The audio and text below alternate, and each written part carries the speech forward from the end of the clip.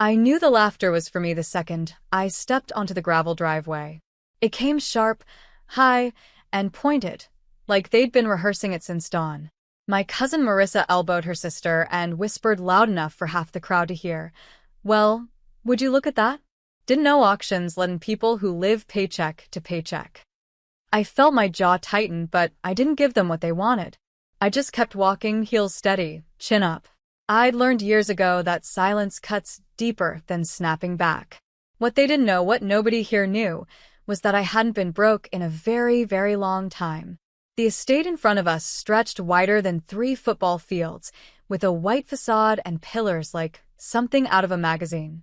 People were buzzing about rumors, $12 million, private gardens, a pool house bigger than normal homes. This place was the crown jewel of the auction circuit, and every wealthy family in the county wanted a piece of it, including mine. And they were thrilled to see me right in the middle of the crowd, like some embarrassment they hoped would disappear if they stared hard enough. Aunt Jenna gave me a slow once-over. "Sweetheart," she cooed, "this isn't a thrift sale. You don't get discounts for being you." I smiled politely. "I know exactly where I am." She smirked like she'd won something. Truth was, I had avoided gatherings with them for years. After Mom passed, things changed.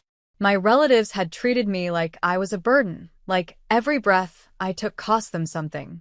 When I left home at 19 with 2 suitcases and a dream to build my own real estate research firm, they predicted I'd end up begging for help or crawling back with apologies. I had done neither.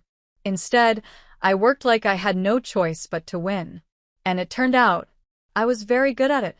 By 27, I had clients on both coasts. By 28, wealthy investors trusted my market forecasts over some companies' entire analytics teams.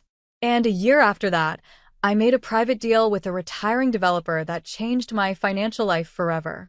But right now, the only thing they saw was the girl they used to insult at holidays. I walked toward the registration booth. The woman behind the table looked up and smiled warmly. "Name, please?" "Alexis Reed." Her eyebrows lifted. Recognition flickered. She'd clearly seen my credentials, or the bank letter I submitted to qualify. "Welcome, Ms. Reed," she said, handing me a sleek black paddle. "You're cleared for the full bidding range." Marissa, who'd followed me just close enough to eavesdrop, choked on her breath. "Full? You mean?" The registration woman gave her a polite, practiced smile. "Only registered bidders beyond this point, ma'am." Marissa stared at my paddle like it betrayed her personally. I could practically hear her brain scrambling. Alexis? Registered? Fully? It didn't fit the story they'd created about me.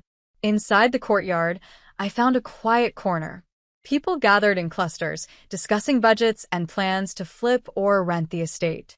I watched the auctioneer step onto the platform, adjusting his microphone.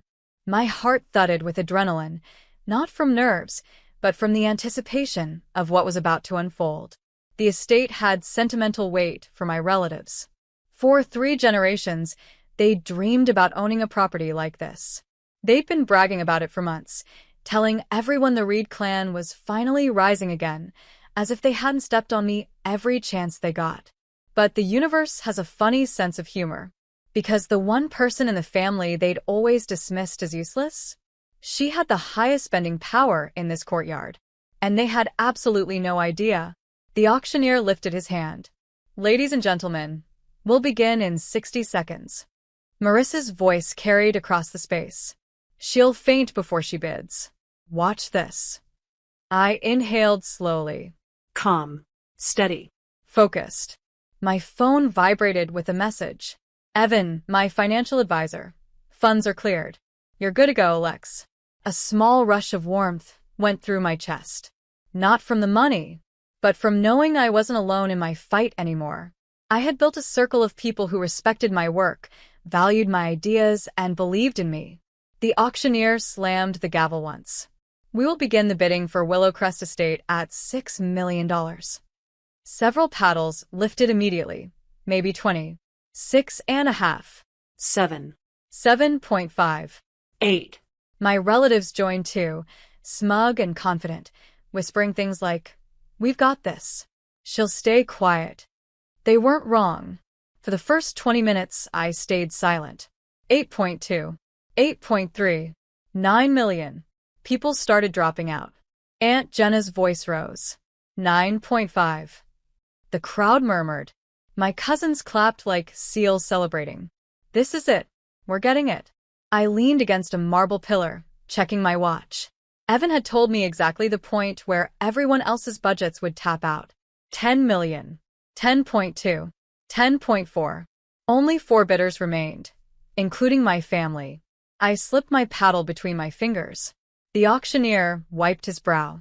10,500,000. Do we have 10.6? Aunt Jenna hesitated. This was their limit. I knew it. She whispered to her husband, panic tinging her voice. We can't go higher. Not without liquidating something. The auctioneer raised his chin. 10.5 going once. My cousins looked proud. They thought they were winning. Going twice. I raised my paddle gently. 11 million. Gasps rippled like wind through wheat. The auctioneer's eyes lit up. We have $11 million from bidder 69. Every head turned toward me. My relatives froze like statues. Marissa sputtered. She what? She can't. But I wasn't finished. The auctioneer looked around. Do we have 11.1? Silence. Not a single paddle moved. Aunt Jenna tried to save face. We don't compete with theatrics. The auctioneer lifted his gavel high. 11 million, going once. My pulse thrummed. Going twice. A final gasp escaped the crowd. Sold. To Ms. Alexis Reed. The gavel hit the podium with a crack that echoed right through my relative's pride. I lowered my paddle, finally letting myself smile. The girl they mocked? She just bought the estate they came to claim. The courtyard felt strangely quiet after the gavel fell.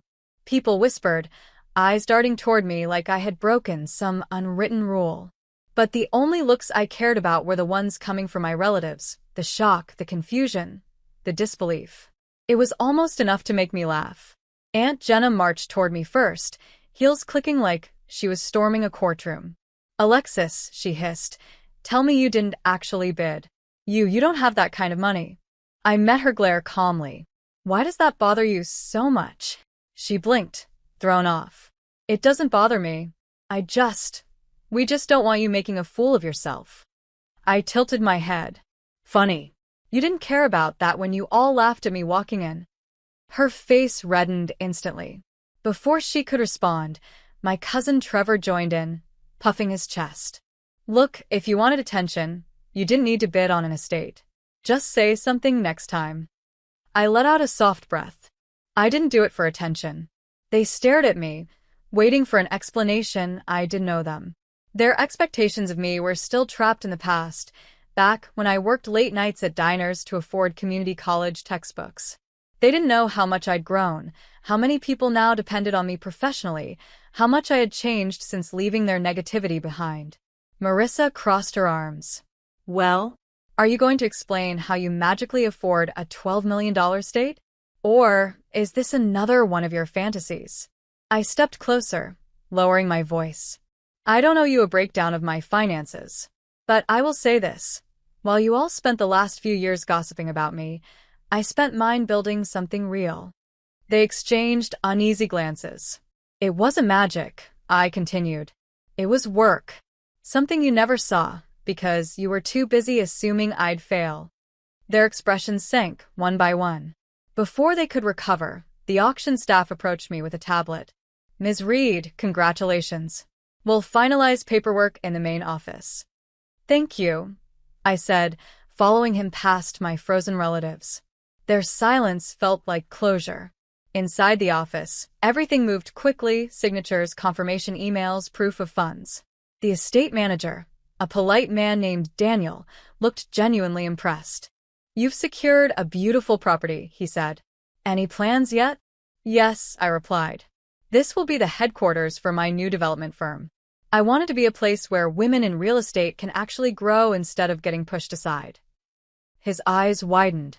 That's incredible. We don't hear that often. Someone's got to change the narrative, I said. He laughed softly. Well, You certainly made an entrance today. When I exited the office, my relatives were still standing in the courtyard. They looked smaller now, like their confidence had drained out of them. For a second, I felt a pang of something, maybe old hurt, maybe old memories, but it passed. Aunt Jenna approached again, but slower this time. "Alexis, you really bought it?" she asked, voice thin. "Yes," I said simply. She swallowed hard. "We didn't know you were doing so well." "That was kind of the point," I said. "You never ask." Marissa fidgeted, her earlier smugness gone. "So, what happens now?" I adjusted my bag, giving them a faint smile. Calm, controlled, genuine. "What happens now?" "I go home. I keep working. I keep growing.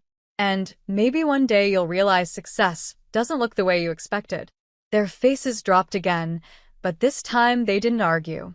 I turned toward the exit, warm sunlight stretching across the driveway. For the first time in years, I felt completely free. 2 weeks after the auction, Willow Crest didn't feel like a stranger's estate anymore. The gates opened automatically when my car approached, the long driveway glowing under the evening lights I'd just had installed. It felt surreal, peaceful, earned, mine. I walked across the marble foyer, listening to the echo of my footsteps. The renovation team had already cleared the old furniture, and the space felt like a blank canvas ready for my next chapter. My next headquarters. My next beginning.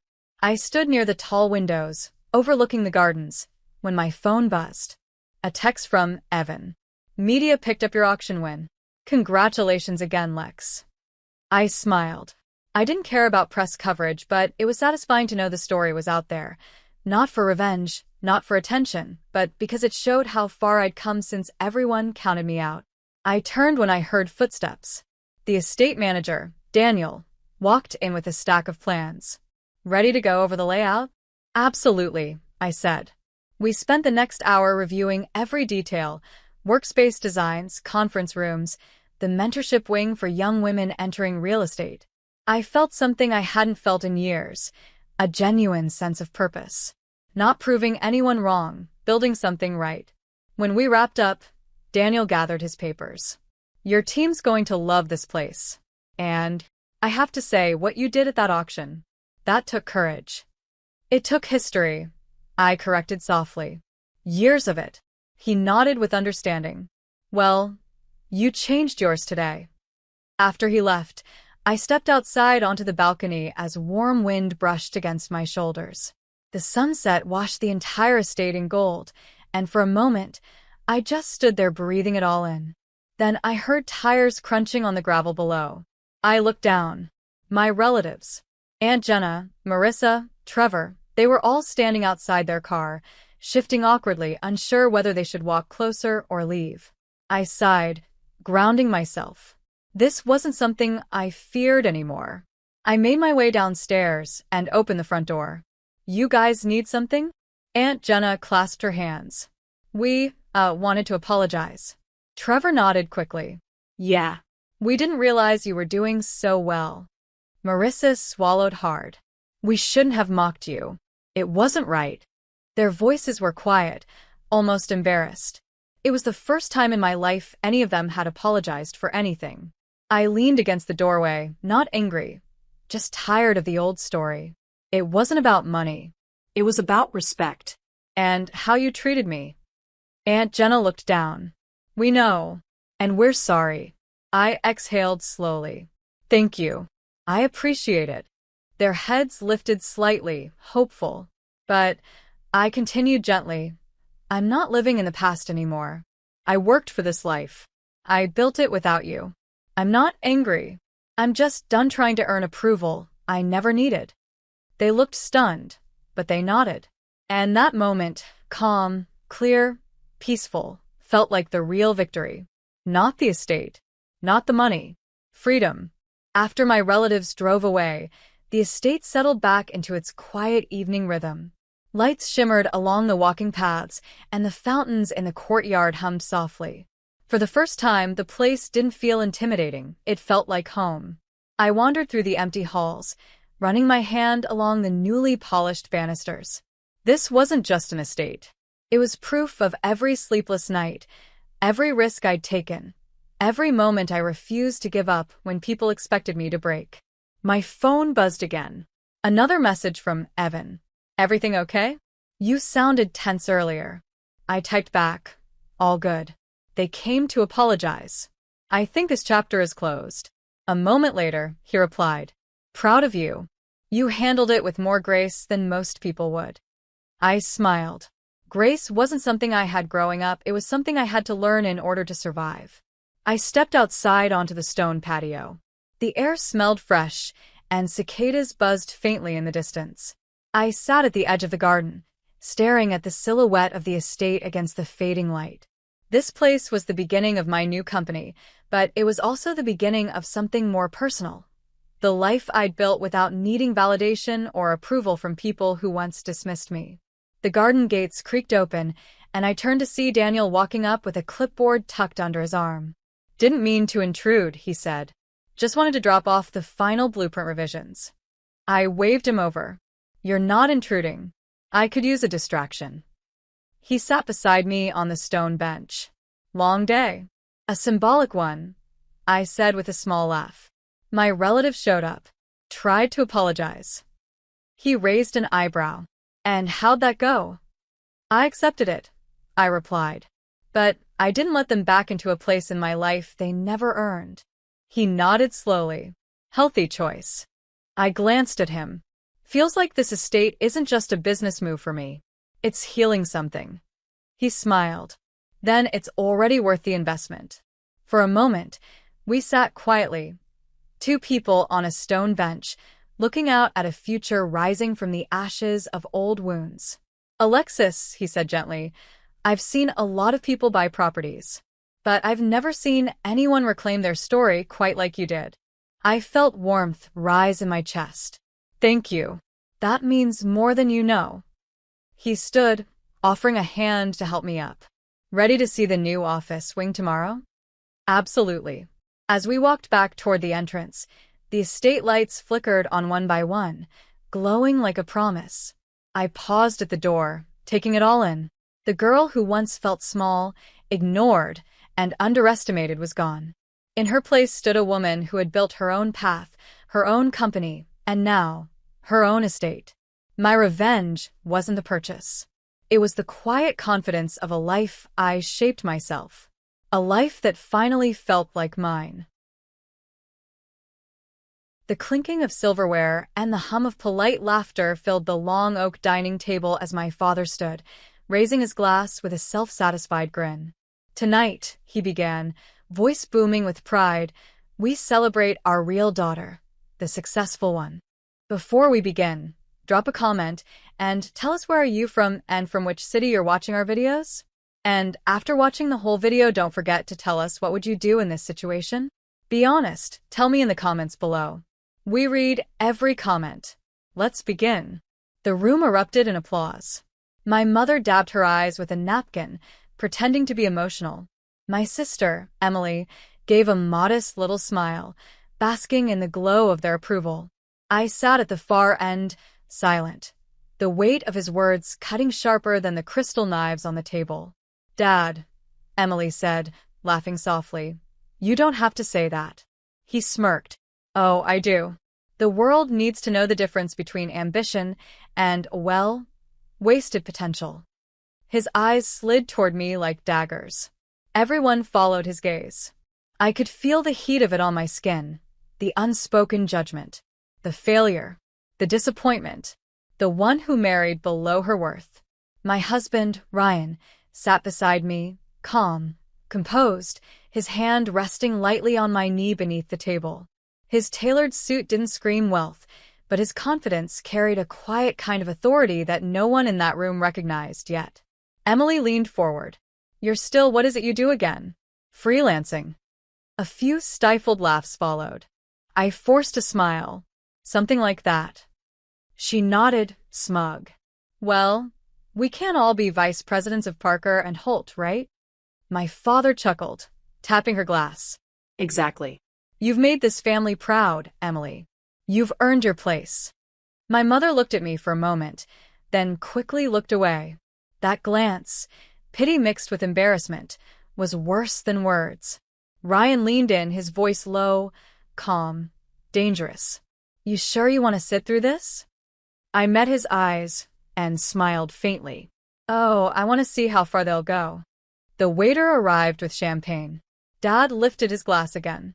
To Emily, he declared, and to the company that made her who she is. Everyone cheered. Except Ryan. Except me. The sound of laughter swirled around like static, dull, meaningless. I could feel the bitterness rising in my chest, the memories flashing back, years of being compared, dismissed, replaced. I'd been the daughter who painted her dreams, who failed once and was never forgiven for it. Emily had always been the golden child. Perfect hair, perfect job, perfect parents' pride. But perfection has a shelf life. Ryan's hand tightened around mine under the table. His lips brushed my ear, barely a whisper. Time to tell them we bought their company. For a second, I froze. The room blurred. Forks clinked. My father laughed at something Emily said about corporate success. Then I turned to him, my voice steady, almost sweet. Dad. He looked at me mid-sip. Funny thing about Parker and Holt, I said. It changed ownership last week. The laughter died instantly. He frowned. What are you talking about? Ryan leaned forward, resting his forearms on the table. She's saying we bought it. Every share. Every asset. The air turned heavy. My sister blinked, confusion flickering into disbelief. You're lying. Ryan smiled slightly. You'll find out Monday morning at your board meeting. We'll be there. My father's glass hit the table with a thud. You what? I sat back, my pulse calm now. You said you were proud of your real daughter. You should be careful who you call real, Dad. Turns out, the one you overlooked just signed your paycheck. The silence that followed wasn't just awkward, it was poetic. Ryan reached for his champagne, his tone casual. To family, no one lifted their glass. But for the first time in my life, I didn't need them to. The next morning, the echo of last night's silence still clung to me like smoke. My phone buzzed nonstop, missed calls from my father, a few unread texts from my sister. Ryan glanced over his coffee mug, expression unreadable. They'll come, he said quietly. People like that always do. Pride doesn't let them stay quiet. Right on cue, the front gate camera chimed. My father's black SUV rolled up the driveway, followed by Emily's sleek white coupe. I could already imagine the storm that was about to walk through our front door. Ryan didn't flinch. He simply adjusted his tie, calm and deliberate, as if this was just another business meeting. The doorbell rang once, hard. When I opened the door, my father stood there, red-faced, clutching a stack of papers. You think this is funny? He barked. You walk into my home, humiliate me in front of everyone, and now you're spreading lies? Lies? I asked, stepping aside. Come in. Let's discuss it calmly. Emily brushed past me, her perfume sharp and expensive. Dad, don't waste your time. There's no way they bought Parker and Holt. The board would have told me.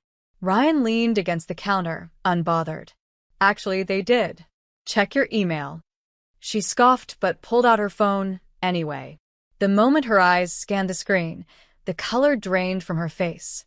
The subject line read, Ownership Transfer Notice, Parker and Holt Enterprises. Her voice cracked. This can't be real. It's very real, Ryan said smoothly. The previous chairman was retiring. We offered a buyout he couldn't refuse. You'd be surprised how many doors open when you treat people decently. My father turned to me, voice shaking with fury. You planned this behind my back. I met his gaze. You made sure I had nothing left to lose, remember? You laughed when my small design startup failed. You said I'd never understand business. So I learned. Quietly. Efficiently. He slammed the folder on the counter. You think this makes you better than us? No, I said, my tone steady. It makes me free. Emily rounded on me, tears brimming. You couldn't stand that I finally made them proud. So you had to ruin everything. Ruin. I cut her off. You spent years treating me like your personal punchline. You and Dad built a wall between us the moment success came knocking for you. You didn't want family. You wanted an audience. Ryan stepped forward then, his voice calm but cutting. For what it's worth, Emily, we didn't buy the company to ruin you. We bought it to rebuild what your father almost destroyed with arrogance and favoritism. My father's jaw tightened. You don't talk to me like that. Ryan didn't raise his voice. You've spent your life confusing fear with respect. That ends now. The room went still. I looked at my father, the man who once told me that dreams don't pay bills, that love was weakness, that my worth was tied to how useful I was to him. For the first time, I didn't see power. I saw panic. Dad, I said quietly, I'm not here for revenge. I'm here to show you what happens when you underestimate someone who refuses to stay small. He stared at me for a long time, eyes flicking between the contract papers and my face. Then, without another word, he turned and walked out. Emily followed, but not before whispering, You'll regret this. When the door slammed shut, the silence felt heavier than before, but this time, it wasn't suffocating. It was clean. Ryan slipped an arm around my waist. You handled that perfectly. I exhaled slowly, watching their cars disappear down the street. It's strange, I said, voice trembling just slightly, how peace doesn't always feel peaceful at first. He smiled. Give it time. Tomorrow's the board meeting. That's when the Real storm begins. The boardroom buzzed with quiet tension. Glass walls overlooked the city skyline, the morning sun slicing through steel and shadow. The company logo, Parker and Holt, gleamed on the far wall, but today it no longer belonged to my father or sister. Ryan and I walked in together, hand in hand. The board members, all in crisp suits, turned toward us with cautious curiosity. Some smiled politely. Others avoided eye contact. They'd already received the official notice. Ownership had changed hands. At the end of the long mahogany table sat my father and Emily. He looked furious. She looked desperate. Both were clinging to the illusion of control. Ryan broke the silence first. Good morning, everyone.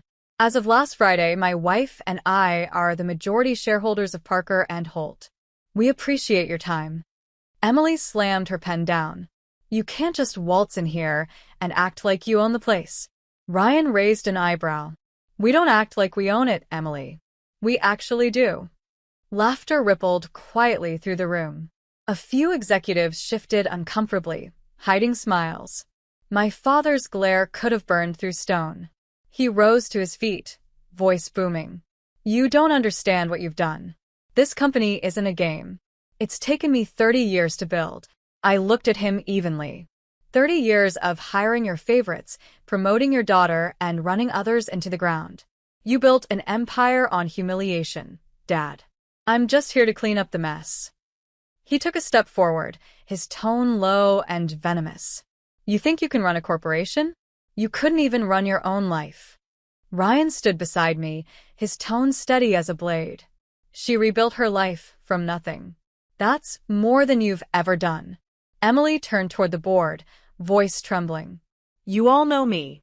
You know I've kept this company profitable. Are you really going to let some outsider come in and take over everything? The CFO cleared his throat. Actually, Emily, with all due respect, the company's profits have dropped for 3 consecutive quarters. Her face went pale. What? I leaned forward slightly, resting my hands on the table. I know. Because I've been watching from the outside for a long time. You spent money on luxury offices, bonuses for your friends, and left your employees underpaid. That ends today. My father clenched his fists. So what now? You'll fire us? I hesitated, then said calmly, No, I'm not you. The room went quiet again. Even Ryan looked at me, surprised but proud. I don't need to humiliate you, I continued. You'll stay as consultants. For 6 months.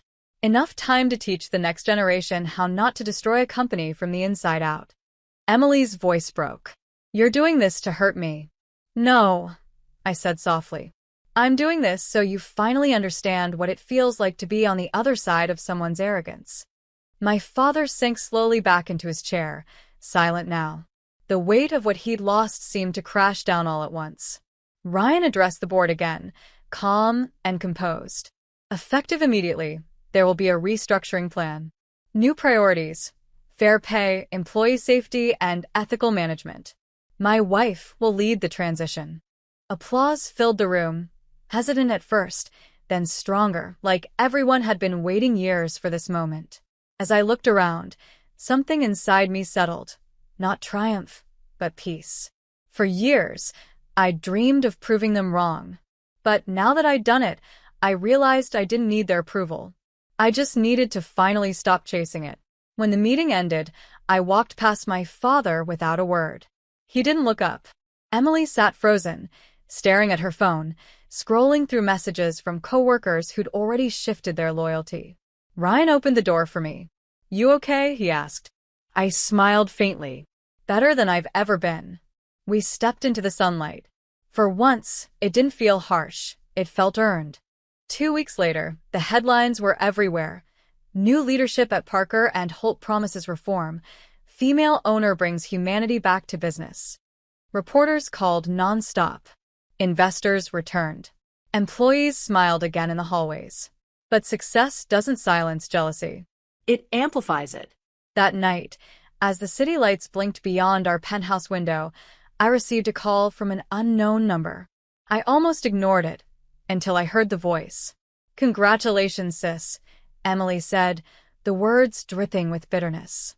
"You really think they love you? The board, the staff, the media? You'll fall just like before. And when you do, I'll be there to remind everyone who the real heir is." I sighed softly. "You're exhausting yourself, Emily. Try enjoying peace for once." "You took my life," she hissed. "My position, my respect." "No," I interrupted, calm but firm. "You lost them.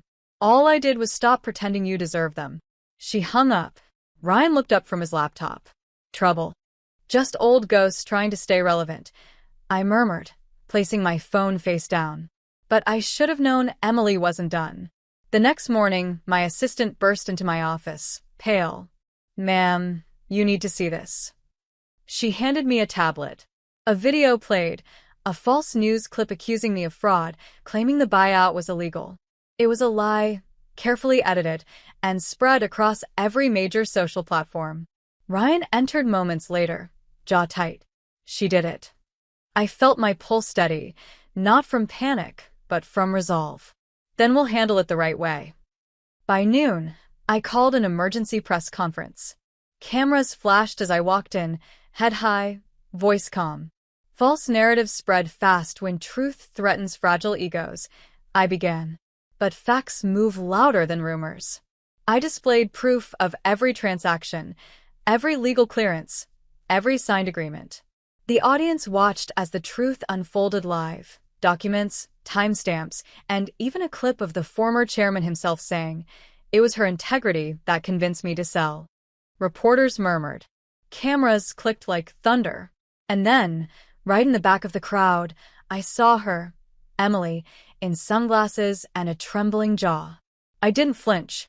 "Family can be complicated," I said, letting the words hang in the air. "But family also teaches us the cost of pride. This company isn't about revenge. It's about rebuilding something honest." The room erupted in applause. Emily turned and slipped out before the cameras caught her face. Afterward, when I stepped outside, the air felt lighter. Ryan met me on the steps, his smile quiet but full. "You didn't just win," he said. "You transformed." I looked up at the skyline, the same city that once chewed me up and laughed at my failure. "Funny," I whispered. "I used to think success meant beating them. Now I realize it means never becoming them." That evening, as we sat on the balcony, Ryan handed me a small velvet box. Inside wasn't jewelry, it was a key. "A new building," he said. "For your own company. One that carries your name. You've earned that." My chest tightened. Not from pride, but from something softer. "And what about Parker and Holt?" He smiled. "You saved it. Now, let it stand on its own. You don't need their shadow anymore." For a long moment, I looked out over the city, 1,000 windows glowing against the night. Each one reminded me of a lesson learned the hard way, that silence can be power, kindness can be sharper than revenge, and walking away can be the loudest victory of all. I turned to Ryan, my voice steady, full of quiet strength. Let's build something better, something that never forgets where it came from. He nodded. Together. The city lights flickered below as the wind shifted. Gentle, clean, final. And for the first time in years, I felt completely free.